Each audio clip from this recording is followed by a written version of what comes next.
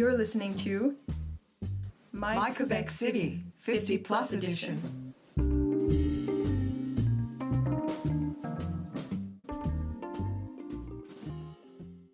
Hi, you're listening to My Québec City podcast. My name is Freya Turner 4, and I'm a secondary 3 student at Quebec High School. I'm here with Gail Turner, who is actually my grandma. I'll be interviewing her today. Good afternoon, everyone. My name is Gail Turner.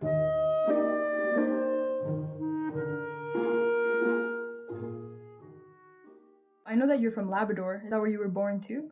Yes, I was. I was born in a very tiny community in Labrador called Rigolette on the coast. And at the time of my birth, there were probably 10 families. Probably something you'd find it hard to imagine.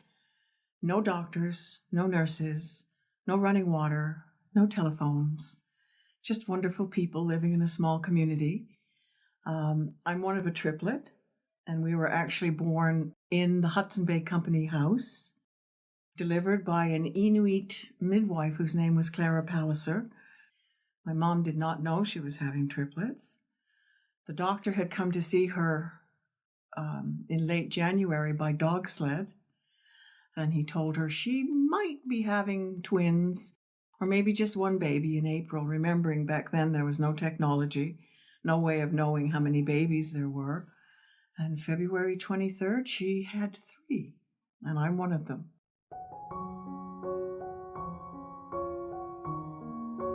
Were you guys close from the start? What was it like growing up? It was always a little bit of a special thing. We were the first triplets in Labrador, and people always made a bit of a thing about the fact that we're triplets because it's so unusual, particularly in days of not using fertilization drugs. Very close.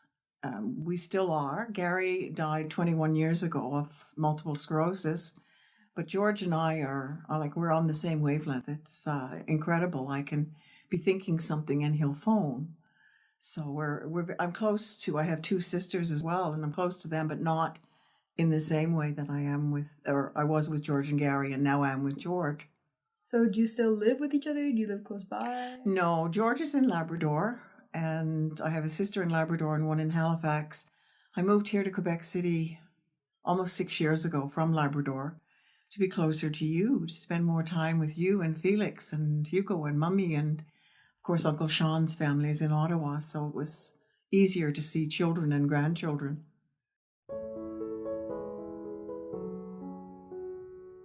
Do you visit pretty often? I try and get home every year. COVID really put a damper on it, but I will definitely be going home this summer. And does he still live in the same place where you grew up? Yes, he does, in the same piece of land.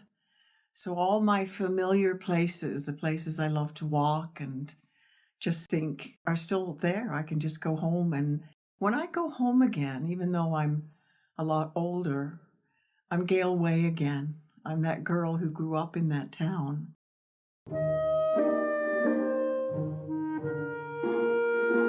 And you were talking about all these experiences you had where there was no TV, no electricity, because it was for one of the olden days, but it was pretty isolated too, right? Yes, it was. What kind of differences do you see now with your grandchildren and children? There's a lot more stuff, obviously. People have a lot more money. People have a lot more technology.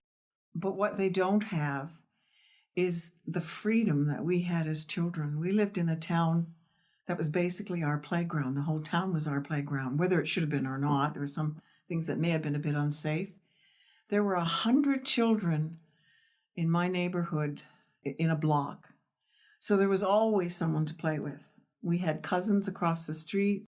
The house next door had 7. The one across from us had 10. We all went to the same school. We went to the same churches. We were all brownies and Girl Guides and Boy Scouts together. But we had this wonderful freedom where you left the house and you might not come back till supper time. And you just played.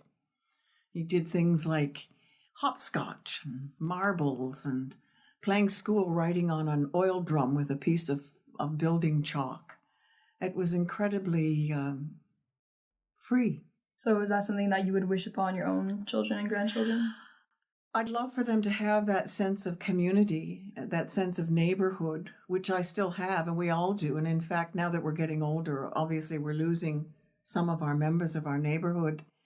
And when we do, we feel the loss, and we come together and we say, we talk about the neighborhood, and we remember everybody was also very equal. And I think that made a big difference. Nobody really had more than anyone else.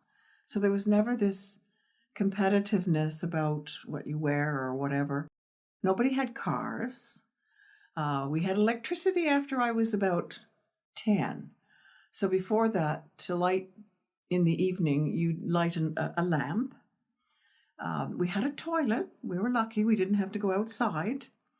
But you had to pour water into it. And bath night was Saturday night, and you bath by degree of dirt. So whoever was dirtiest bathed first, and then you added more water, and then you carried on. I think what that has also done is enable me to be able to cope with situations that were less than ideal later in life, because so you don't have running water, you cope. So you don't have electricity, you cope. You just cope. But it was wonderful.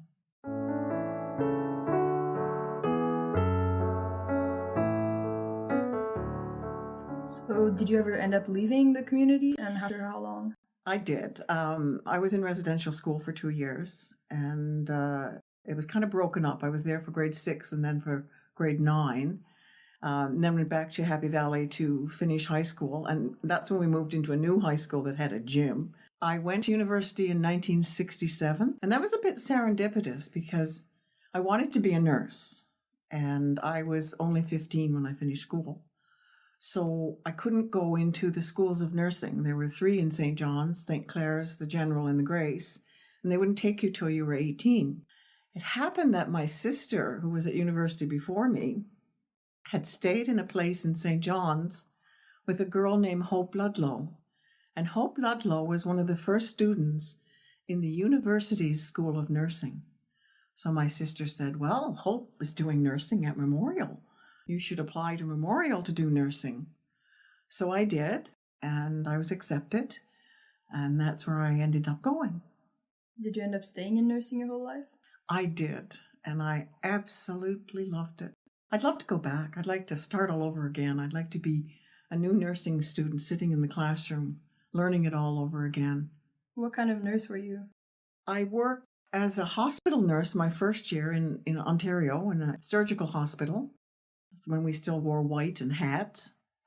I went back to Labrador, which is where I really wanted to work, and I went into public health. And I stayed in public health for a long time, both practicing public health and also as a manager. In between that, I married your grandfather, and we were in England. When I was in England, I nursed, and that was an amazing experience because you did something called bank nursing, where they would call you and say, can you work on this ward in such and such a hospital tonight? And you just put on your uniform and go, and you did it. And I loved it. I loved the old British hospitals with their history and their different way of doing things. And they had real nurse clothes, like belts and little frilly cuffs and things. When I came back to Canada in 85, 86, I did public health again. And then I studied part-time, and I did my master's degree. And then I moved into administration. So I worked for the health authority for 19 years. And then I got the job of my dreams. I was the director of health for the new Nunatsiavut government in Northern Labrador. And that was amazing. It gave me an opportunity to travel and do things I could never have dreamed of. And that's the job I retired from 11 years ago. And what was your favorite thing about nursing? Like you said that you got to travel around, but was there anything about the job that you particularly liked? I loved visiting new moms and babies. I actually loved mass immunizing because we encountered a lot of different diseases that people don't even think about today in Labrador. And did the fact that you worked more in remote communities, did that impact anything? Was it different than in a city? Oh, completely different. The experience is unbelievable. I mean, you're working with nurses in a community where there is no doctor. They rely very much on telephone guidance. They do what they can. They wait for a plane. If the weather is bad, the plane can't come, and so that's very stressful. But it also opened up other opportunities for me, and one of them was being asked to be a part of the advisory committee for deep space health with the Canadian Space Agency. What a privilege that was. 2.5 years of working with, people like Robert Thirsk and, scientists and AI experts. And we unfortunately had to stop meeting in person because of COVID, but we produced a final document for the Government of Canada. It's a good piece of work. We're very proud of it. And basically what we're saying is Canada can be a leader in deep space health so that when they go to Mars, they'll be able to look after themselves while they're in space because they can't come back. I was a part of it was because I know what it's like to be remote, and depending on what you have and what someone can tell you over a telephone line.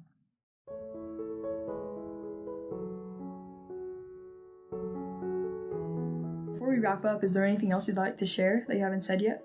I just hope people have a better awareness, perhaps, of what it's like growing up in a different part of Canada that many people probably will never go to ever, and how rich an experience it was growing up there. And I live in Quebec City, but my heart is in Labrador.